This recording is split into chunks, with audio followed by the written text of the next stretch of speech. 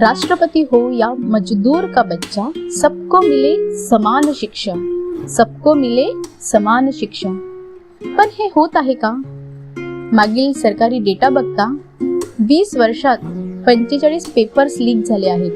दररोज 25 गव्हर्नमेंट शाळा बंद होत आहेत. तरीही आपल्या GDPच्या 5% पेक्षा कमी अमाउंट शिक्षणासाठी दिली जाते. मागील एका महिन्यापासून जंतर मंतरवर प्रोटेस्ट सुरू आहे. येथील विद्यार्थ्यांची दोनच डिमांड आहेत. पहिली, शिक्षण मंत्र्यांनी राजीनामा द्यावा व दुसरी, ज्या कुटुंबांनी आत्महत्येमुळे आपली मुले गमावली आहेत त्यांना नुकसान भरपाई द्यावी.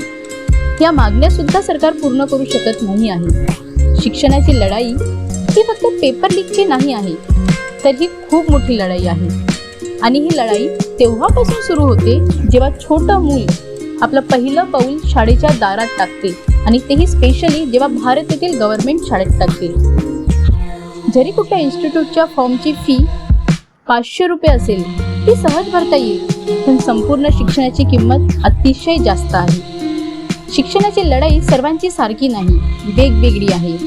एक विद्यार्थी जो ग्रामीण भागातला आहे, दारिद्र्य रेषेखालील आहे आणि गरिबीचे चटके सहन करत आहे, त्याचा स्ट्रगल एका अप्पर कास्ट अर्बन श्रीमंत मुलापेक्षा वेगळा आहे. जर एखादा विद्यार्थी परीक्षा फेल होतो तर तो पुन्हा देऊ शकतो, पण जर सिस्टीमच फेल्युअर असेल तर विद्यार्थी परीक्षेची तयारी कशी करणार? दरवर्षी 20 लाख पेक्षा जास्त विद्यार्थी नीट एक्झाम देतात, 15 लाख विद्यार्थी JEE मेन्स देतात व 10 लाख पेक्षा जास्त विद्यार्थी UPSC देतात. या लाखो विद्यार्थ्यांची उमेद फक्त 1000 जागेंवर निर्भर करते. आमची डिमांड फक्त एक रेजिग्नेशन का आहे?